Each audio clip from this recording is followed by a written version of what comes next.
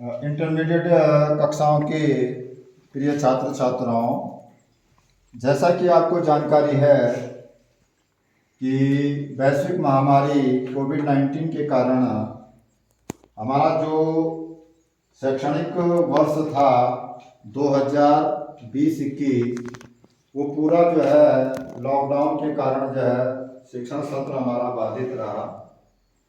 और उसमें जो है न तो परीक्षाएं ली गई छात्र छात्राओं की, और बिना परीक्षा दिए भी छात्र छात्राओं को अगली कक्षा में प्रमोट कर दिया गया था। और जो हमारा पिछला सत्र था वर्ष 2021-22, यह सत्र भी कोविड की जो दूसरी लहर और तीसरी लहर के चलते ये बीच बीच में ये सत्र हमारा जो है बाधित होता रहा।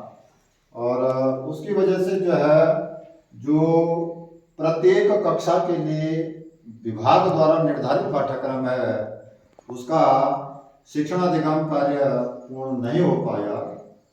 तो उस शिक्षण अधिगम की क्षतिपूर्ति के लिए हमारे उत्तराखंड विद्यालय शिक्षा विभाग के द्वारा विगत सत्र में 21-22 में मिशन कोशिश एक कार्यक्रम चलाया गया, जिसमें जो कोविड-19 के कारण जो शिक्षण संस्थाओं के बंद होने से जो छात्र छात्राओं के पठन पाठन में जो व्यवधान पैदा हुआ, और उस व्यवधान के कारण उनका जो अधिगम स्तर था, उनका जो लर्निंग लेवल था, उसमें कुछ कमी आई है।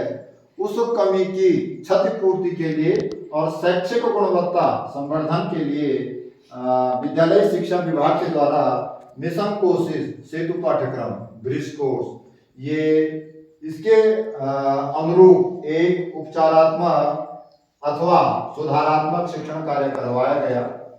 इसके लिए एक निर्धारित पाठ्यक्रम था और उसके तहत छात्र छात्राओं को शिक्षण संस्थाओं में उस पाठ्यक्रम के तहत शिक्षण अधिगम करवाया गया।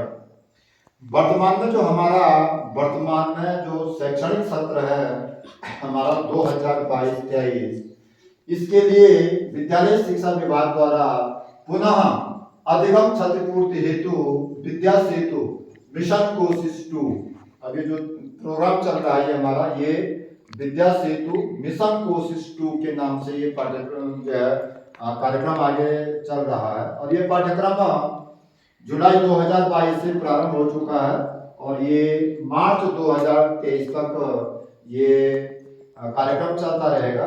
इसके लिए भी विद्यालय शिक्षा विभाग के द्वारा एक पाठ्यक्रम निर्धारित किया गया है प्रत्येक कक्षा के लिए और प्रत्येक विषय के लिए।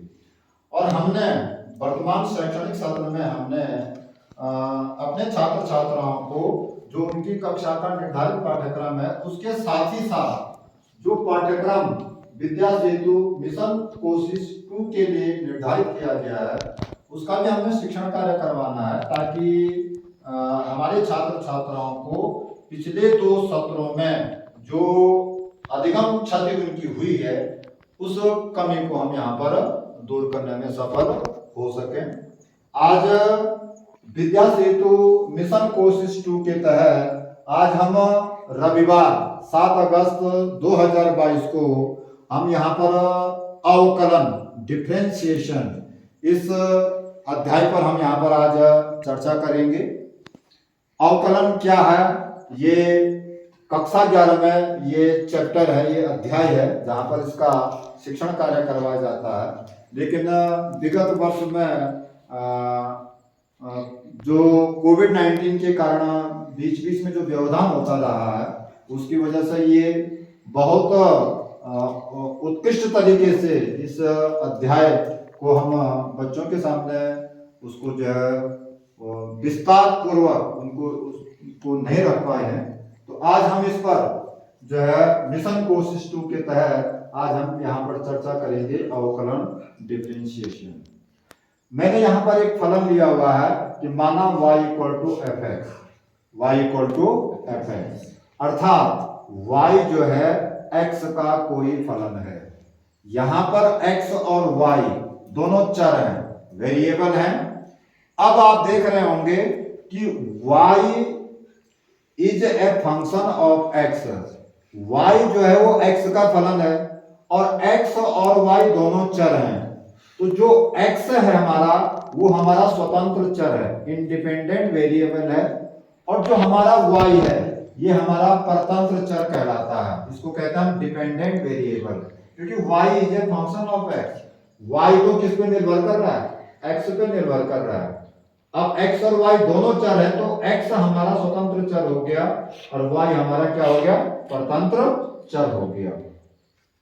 अब यदि हम जो हमारा स्वतंत्र चर है, इंडिपेंडेंट वेरिएबल है हमारा x, उसके मान में मैंने अल्प वृद्धि कर दी डेल्टा x की।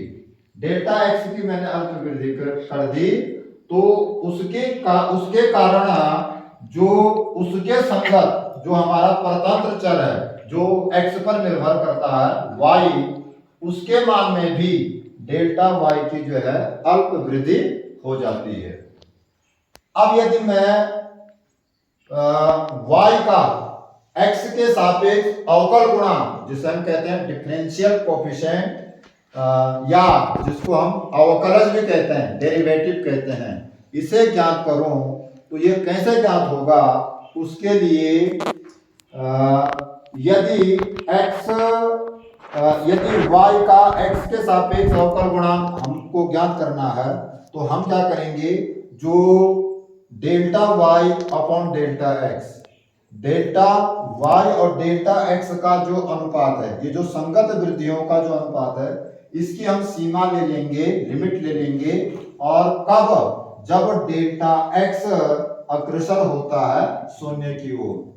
Limit delta x tends to 0 delta y upon delta x, इसके द्वारा ये हमें प्राप्त होता है और इसी को हम dy बाई dx द्वारा प्रदर्शित करते हैं। अतः इससे हमारा जो निष्कर्ष निकलता है कि dy by dx equal to limit delta x tends to 0 delta y upon delta x। यहां पर जो delta y upon delta x है ये अनुपात है। किस किस का अनुपात है? ये किस किस का अनुपात है? x के मान में की गई अल्प वृद्धि डेल्टा x और उसके संगत y के मान में होने वाली अल्प वृद्धि डेल्टा y, उन दोनों का अनुपात है ये। अर्थात यदि हम इसको डिफाइन करें तो हम कह सकते हैं कि किसी फलन का अवकल गुणांक अथवा अवकलज, या तो इसको हम अवकल गुणांक कहते हैं डिफरेंशियल कोएफिशिएंट, या इसे कहते हैं हम अवकलज डेरिवेटिव। तो किसी फलन का अवकल गुणांक अथवा अवकलज परतंत्र चर तथा स्वतंत्र चरों के मानों में होने वाली संगत वृद्धियों के अनुपात की वह सीमा लिमिट है, जबकि स्वतंत्र चर में होने वाली वृद्धि शून्य की ओर अग्रसर होती है। हमने यहाँ पे लिखा हुआ है limit delta x tends to 0 delta y upon delta x। अब जब हम किसी भी फलन का अवकल गुणांक ज्ञात करते हैं या अवकलज जिसे हम कहते हैं अवकलज ज्ञात करते हैं, तो अवकलज ज्ञात करने की ये जो क्रिया है, ये जो पूरा प्रोसेस है, इस प्रोसेस को ही हम क्या कहते हैं? अवकलन कहते हैं, डिफरेंशिएशन कहते हैं इसको। जिस फलन का हमको अवकलज निकालना होता है, अवकल गुणांक ज्ञात करना होता है, उस फलन के आगे यदि वो x का फलन है तो हम d बाई डी एक्स उसके आगे लगाएंगे, यदि वो y का फलन है तो d बाई डी वाई, यदि वो t का फलन है तो d बाई डी टी। जिस भी फलन का अवकलज ज्ञात करना होता है उसके आगे d बाई डी एक्स या d बाई डी वाई या d बाई डी टी। वो आपको ये देखना है कि आपको जो फलन दिया हुआ वो किस चर में, किस वेरिएबल में वो दिया हुआ है। और ये जो d बाई डी एक्स है या d बाई डी वाई है या d बाई डी टी, इसे हम कहते हैं अवकल संकारक, डिफरेंशियल ऑपरेटर। क्या कहते हैं इसको? Differential operator. अब हम आगे इसमें विभिन्न तरह के फलन, सामान्य फलन है, कोई चरघातांकी फलन है, कोई जो है लघुगणकीय फलन है, कोई त्रिकोणमितीय फलन है।